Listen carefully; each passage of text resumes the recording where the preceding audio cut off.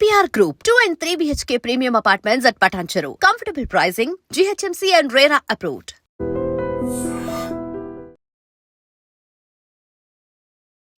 సంగారెడ్డి జిల్లా బీరంగూడలో నిన్న జరిగినటువంటి ఒక కేస్, శ్రవణ్ సాయి అట్లాగే శ్రీజ, వీళ్ళిద్దరూ ప్రేమకు సంబంధించిన వ్యవహారంలో ఇప్పుడు శ్రవణ్ సాయిని ఈ అమ్మాయి వాళ్ళ తల్లి ఎవరైతే ఉన్నారో సిరి, ఆమెనే ఇంటికి పిలిపించి హత్య చేయించింది అనేసి నిన్నటి వరకు ఒక వర్షన్. కానీ ఇది మామూలు కేసు కాదు. అసలు ఇందులో మరి ఎవరు తప్పు చేశారు, ఎవరు తప్పించుకునే ప్రయత్నం చేస్తూ ఉన్నారు అనేది కూడా పెద్ద ట్విస్ట్ల మీద ట్విస్ట్లు అయిపోయినాయి. చాలా అంటే చాలా క్వశ్చన్స్ రైజ్ అవుతున్నాయి. ఇప్పుడు మీరు చూడండి, నిన్నటి వరకు ఒక వర్షన్ నడిచింది. అది ఏంటి అని అంటే, వీళ్ళిద్దరి కులాలు వేరు. అంటే ఇప్పుడు శ్రవణ్ సాయి ఏమో ఓసీ, వాళ్ళేమో అమ్మాయి వాళ్ళేమో బీసీ. అందుకని ఇష్టం లేదు, అమ్మాయి వాళ్ళకి ఇష్టం లేదు, అందుకని శ్రవణ్ సాయిని చంపించారు అనేది నిన్న ఒక వర్షన్ వినిపించింది. కావాలనే అమ్మాయి వాళ్ళ తల్లే పిలిపించి హతమార్చింది అబ్బాయిని అనేటువంటిది నిన్నటి వరకు మనకున్నటువంటి వర్షన్. ఇప్పుడు కేసులో కొత్త కొత్త విషయాలు, కొత్త కొత్త ట్విస్ట్లు అనమాట. ఒక్కొక్కరిని పిలిచి మాట్లాడుతుంటే ఇప్పుడు ఏంటి, ఈ అమ్మాయి ఎవరైతే ఉన్నారో శ్రవణ్ సాయి ప్రేమించినటువంటి అమ్మాయి ఇప్పుడు హాస్పిటల్లో ఉంది. ఆమె గత 20 రోజుల నుంచి కూడా బాలేదు, వామిటింగ్స్ అవుతున్నాయి. కాబట్టి ఈ తల్లే, ఈ సిరి, అమ్మాయి వాళ్ళ అమ్మ పేరు సిరి, ఆమెనే హాస్పిటల్కి తీసుకెళ్ళింది. ప్రస్తుతం ట్రీట్మెంట్ నడుస్తోంది, టైఫాయిడ్ ఏదో సంథింగ్ అన్నారు అన్నటువంటి మాట చెప్తున్నారు.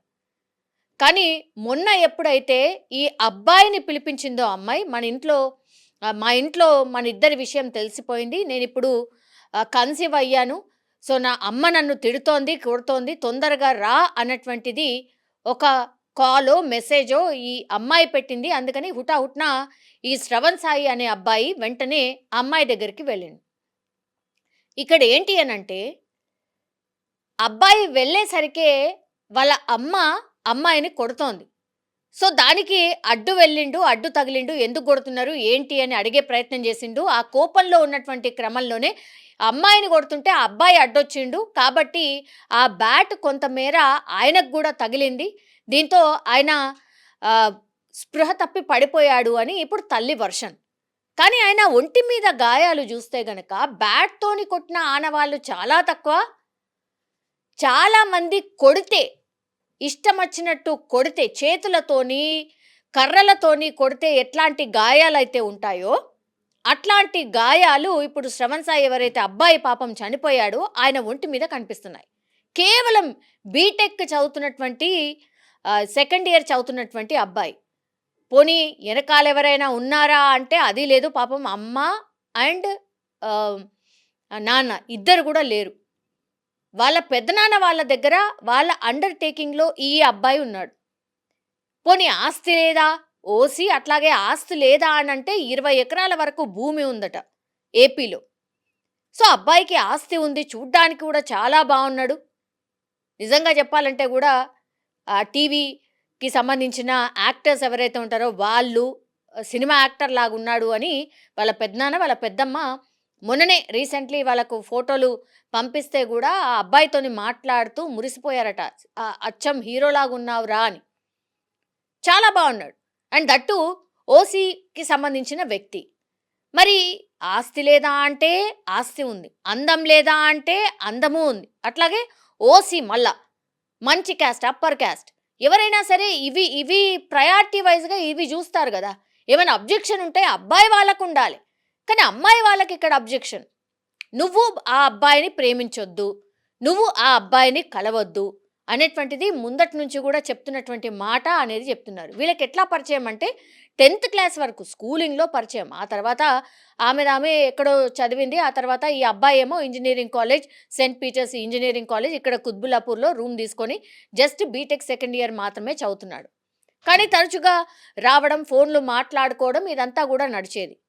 మరి ఈ అమ్మాయి తరఫున ఎవరైతే వీళ్ళ అమ్మ ఇంత భయంకరంగా రియాక్ట్ అయ్యి ఇప్పుడు ఆ అబ్బాయి చావుకి కారణం ఎవరైతే ఈ సిరి ఉన్నారో ఆమె ఇప్పుడు పోలీసులు అరెస్ట్ చేసి ఆమెను విచారించబోతున్నారు. ఈ క్రమంలో తెలిసిన విషయాలేంటి అనంటే, ఈ అమ్మాయి ఎవరైతే ఇప్పుడు శ్రవణ్ సాయిని ప్రేమించిందో, ఆమె శ్రవణ్ సాయి దగ్గరికే ఈమెనే వెళ్ళి నాకిష్టం లేదు. మా అమ్మ వాళ్ళ దగ్గర ఉండడం ఇష్టం లేదు. ఎందుకంటే మా అమ్మ ఇంకొకరితోని సహజీవనం చేస్తోంది. మా నాన్న కాదు ఆయన. ఆయన నన్ను హెరాస్ చేస్తున్నాడు. నేనింకా ఉండలేను. నన్ను మ్యారేజ్ చేసుకో అనేటువంటిది ఒత్తిడి ఈ అమ్మాయి పాపం శ్రవణ్ సాయి మీద చేస్తోంది. అందులో భాగంగానే లేదు ఈ విషయం ఇక తప్పనిసరి పరిస్థితిలో వాళ్ళ పెదనాన్నకు గూడా ఈ అబ్బాయి జెప్పాడు. మరి ఇట్లా ఉంది సిట్యుయేషన్ ఏం చేయమంటావు ఏంటి అన్నప్పుడు ఆయన ఒకటే మాట చెప్పాడు. నీది చాలా చిన్న ఏజ్.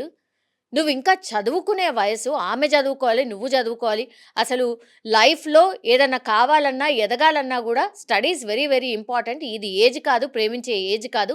పోనీ అంత ఇష్టం ఉంటే మీ స్టడీ అంతా అయిపోయిన తర్వాత, ఇద్దరు సెటిల్ అయిన తర్వాత అప్పుడు మ్యారేజ్ చేసుకోండి. మాకెలాంటి అబ్జెక్షన్ లేదు అని అబ్బాయి తరఫున వాళ్ళు గూడా చెప్పారట. మరి ఇక్కడ ఏం జరిగిందో ఏంటో అమ్మాయి వాళ్ళకి ఎందుకు నచ్చలేదో తెలియదు గానీ, ఈ అమ్మాయి ఎవరైతే ప్రేమించిందో అబ్బాయిని, ఆమె పదే పదే శ్రవణ్ సాయి మీద ఒత్తిడి చేయడం స్టార్ట్ చేసింది. గత ఏడాదిలో 3 సార్లు శ్రవణ్ సాయి దగ్గరికి వెళ్ళిపోయిందామె. వాళ్ళ తల్లి వచ్చి మిస్సింగ్ కేసు నమోదు చేసింది. ఈ అమ్మాయి తప్పిపోయింది, మా అమ్మాయి తప్పిపోయింది అని. అప్పుడు శ్రవణ్ సాయి దగ్గర ఆ అమ్మాయి ఉంటే తీసుకొని బ్యాక్ వచ్చారట. ఇప్పుడు శ్రవణ్ సాయి చనిపోయిన తర్వాత వాళ్ళ ఫ్రెండ్స్ చెప్తున్నటువంటి మాట వినండి. ఇప్పుడు పెద్దనాన్న వాళ్ళు దూరంగా ఉంటారు. వాళ్ళ ఫ్రెండ్సే దగ్గరగా ఉంటారు కాబట్టి వాళ్ళ ఫ్రెండ్స్ చాలా క్లియర్‌గా చెప్తున్నారు. వాళ్ళ వర్షన్ ఇంకోలా ఉంది. మొత్తంగా మేము శ్రవణ్ సాయితోనే ఉన్నాం. అసలు ఆ అమ్మాయిని కలవక దగ్గర ఏడాది, నియర్ బై ఏడాది దాటిపోయింది. శ్రవణ్ కూడా అదే చెప్తున్నాడు. అసలు మనం ఇద్దరం కలవందే నువ్వు 4 మంత్స్ ప్రెగ్నెంట్ అని నువ్వెట్లా చెప్తున్నావు అని వాదిస్తున్నాడట. శ్రవణ్ సాయి అడుగుతున్నాడు ఆ అమ్మాయిని. క్యారింగ్ ఏంటి? అసలు ఇదేంది? నువ్వు ఏం చెప్తున్నావు అసలు అనేటువంటిది పాపం ఈ అబ్బాయి ఎవరైతే చనిపోయినరో శ్రవణ్ సాయి, ఏ తప్పు చేయకుండానే క్యారింగ్ అని నువ్వెట్లా చెప్తున్నావు? నువ్వెందుకు అబద్ధాలు ఆడుతున్నావు అన్నటువంటి మాట చెప్పాడు. కానీ ఆ అమ్మాయి మాత్రం మెసేజ్‌లో క్లియర్‌గా చెప్పిందట. నన్ను మా అమ్మ కొడుతోంది. మనిద్దరి విషయం తెలిసిపోయింది. నేనిప్పుడు క్యారింగ్ నువ్వొచ్చి మాట్లాడు అని. హుటాహుటిన పాపం ఆయనకేమీ తెలీదు. వెళ్ళిండు. వెళ్ళిన తర్వాత అప్పటికే వాళ్ళ అమ్మ ఈ అమ్మాయిని కొడుతోంది. కొడుతున్నప్పుడు అడ్డు తగిలే ప్రయత్నం చేయడంతో ఆ బ్యాట్‌తో కొడుతున్న క్రమంలో ఆ అమ్మాయికి కూడా తీవ్ర గాయాలైనాయి. ఇప్పుడు ఆమె హాస్పిటల్‌లో ట్రీట్మెంట్ తీసుకుంటుంది. ఎక్కడికక్కడ మొత్తం అసలు ఎముకలు ఎక్కడెక్కడ విరిగిపోయాయో ఏంటో తెలవనటువంటి సిట్యుయేషన్. ఆ అమ్మాయి మాట్లాడడానికి కూడా ఇబ్బంది పడుతోంది. సో, మానసికంగా ఆ అమ్మాయి కుంగిపోయి ఉంది. యాజ్ వెల్ యాజ్ శ్రవణ్‌ని కూడా ఈ అమ్మాయి కూడా నిజం చెప్పాలంటే అసలు ప్రేమించిన పాపానికే అనుకోవాలి. దీన్ని బట్టి చూస్తేనైతే. పాపం అభం-శుభం తెలీదు. ఆయనకేమీ తెలీదు. జస్ట్ ప్రేమించినందుకు ఏదో ఉచ్చులో ఆయన బిగిసుకుపోయి లాస్ట్‌కొస్తే ఆయన చనిపోయినటువంటి సిట్యుయేషనే కనిపిస్తోంది ఇక్కడ. ఈ అమ్మాయి చెప్పిన దాన్ని బట్టి, ఇప్పుడు శ్రవణ్ రియాక్ట్ అయిన దాన్ని బట్టి, అసలు నేను సంవత్సరం అయింది నిన్ను కలవక, నువ్వు కన్సీవ్ అయ్యావని ఎట్లా చెప్తున్నావని క్వెషన్ చేశాడు అని వాళ్ళ ఫ్రెండ్స్ చెప్తున్నారు. అండ్ గతంలో ఇప్పుడు ఆ అమ్మాయి శ్రవణ్ సాయి దగ్గరకొచ్చినప్పటికి గూడా వీళ్ళ ఫ్రెండ్సే సర్ది చెప్పి, "ఇట్లా కాదమ్మా, ఈయన ఇప్పుడిప్పుడే చదువుతున్నాడు. నువ్వు గూడా చదువుకో. ఇప్పుడు అట్లా కాదు" అని చెప్పి చాలా బతిమిలాడి, బామాడి ఆ అమ్మాయిని ఇంట్లో దిగబెట్టొచ్చారట. దిగబెట్టే క్రమంలో అక్కడ వాళ్ళ ఇంట్లో ఉన్నటువంటి వాళ్ళు, అంటే ఈ అమ్మాయి వాళ్ళ ఎవరైతే సహజీవనం చేస్తుందో అతను, వాళ్ళ బాబాయ్ యాజ్ వెల్ యాజ్ తల్లి, వీళ్ళు చాకులు తీసి ఇప్పుడు ఈ ఫ్రెండ్ ఎవరైతే ఉన్నారో అట్లాగే శ్రవణ్ సాయిని ఇద్దరిని బెదిరించాడట. ఇంకోసారి మా అమ్మాయితో కనిపిస్తే మిమ్మల్ని చంపేస్తాం, కనబడకుండా చేస్తాం అని చాకులు తీసి వీళ్ళిద్దరిని కూడా బెదిరించారట. సో, ఇంత జరుగుతున్నటువంటి క్రమంలో నిజంగానే ఈ అమ్మాయి చెప్పినటువంటి వర్షన్ కరెక్టా? 20 రోజుల క్రితం హాస్పిటల్ పోయింది. ట్రీట్మెంట్ ఏదో తీసుకుంది.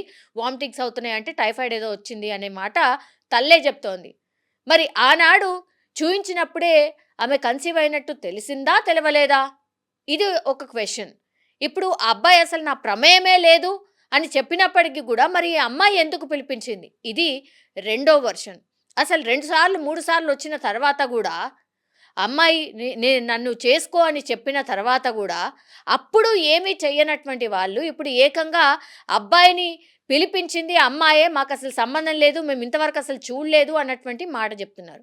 సో పూర్తిగా అబ్బాయి మీదనే బ్లేమ్ మొత్తం నెట్టేసి అమ్మాయి వాళ్ళు తప్పించుకునే ప్రయత్నం ఏమైనా జరుగుతోందా? ఈ కేసులో ఏం జరిగి ఉంటుంది? చాలా క్వశ్చన్స్ అండ్ చాలా వర్షన్స్ అయితే ఇందులో ఉన్నాయి. ఇప్పుడు శ్రవణ్ సాయికి సంబంధించిన friends version very very important. అట్లాగే ఇప్పుడు అమ్మాయి కోలుకున్న తర్వాత ఆమె చెప్పేటటువంటి మాటలు కూడా వెరీ వెరీ ఇంపార్టెంట్. ఇప్పుడు అబ్బాయి తప్పు చేశాడు, అట్లాగే అమ్మాయి కూడా తప్పు చేసింది. ఈ మధ్య కాలంలో జరుగుతున్నటువంటి అన్ని కేసెస్లో నిజం చెప్పాలంటే కూడా అబ్బాయిలే బలైపోతున్నారు, అమ్మాయి తరఫు వాళ్ళు బాగానే ఉంటున్నారు. నిజంగా ఆ ఏజ్లో ఏం తెలుసని ప్రేమ ప్రేమ అని. గతంలో ప్రేమ దానికి ఒక వాల్యూ ఉండేది, త్యాగం కూడా వాళ్ళు చేసేటోళ్ళు. ఇప్పుడు అసలు త్యాగం కాదు, త్యాగం అంటే ఏంది అని అంటే సంపడాలే. ఇక త్యాగం అంటే సంపడాలి, ఎవరో ఒకళ్ళు ఉండొద్దు గంతే. అట్లయిపోయింది సిచ్యువేషన్. ఏంటిది, దీన్ని కూడా ప్రేమ అంటారా అని చాలామంది క్వశ్చన్ చేస్తున్నారు. తెలియనటువంటి ఏజ్లో, మీరు చదువుకోవాల్సినటువంటి ఏజ్లో ఈ ప్రేమ ఏంటి అనేది కూడా చాలామంది క్వశ్చన్ చేస్తున్నారు. సో అబ్బాయి తప్పు చేశాడు, అమ్మాయి కూడా తప్పు చేసింది. ఇప్పుడు బలైపోయింది ఎవరు అని అంటే అబ్బాయే బలైపోయినటువంటి సిచ్యువేషన్. సో దయచేసి అర్థం చేసుకోండి, అమ్మా నాన్నలో అటువైపో ఇటువైపో చెప్పినప్పుడు దయచేసి దాన్ని బుర్రలో ఎక్కించుకునే ప్రయత్నం ఒకటి చేయండి. ఆ తర్వాత నిజం చెప్పాలంటే మొండికేస్తున్నారు, వినట్లేదు అని అంటే చెప్పండి, ప్రయత్నం చేయండి. అబ్బాయి వాళ్ళు కావచ్చు, అమ్మాయి వాళ్ళు కావచ్చు, క్యాస్ట్ వేరు. ఇప్పుడు అసలు ఎవరు చూస్తున్నారు క్యాస్ట్ అది ఇది అని?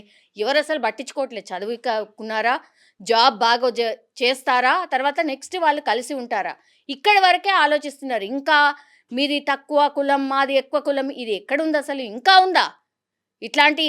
ఇందులో మాత్రం ఏదో ఇంకో కోణం ఏమన్నా ఉందేమో అనిపిస్తోంది. ఓసీనా బీసీనా అనే వర్షన్ ఇక్కడ లేదు అని అనిపిస్తోంది. మరి ఈ కేసులో అసలు ఏం జరుగుంటుంది, ఏం ట్విస్ట్ అయ్యి ఉంటుంది అనేది పోలీసులే పూర్తి స్థాయిలో ఇన్వెస్టిగేషన్ చేస్తే కానీ బయటపడే అవకాశం అయితే కనిపించట్లేదు. కానీ పాపం అమాయకమైనటువంటి అబ్బాయి మాత్రం ఇక్కడ బలైపోయిన సిచ్యువేషన్ అయితే కనిపిస్తోంది.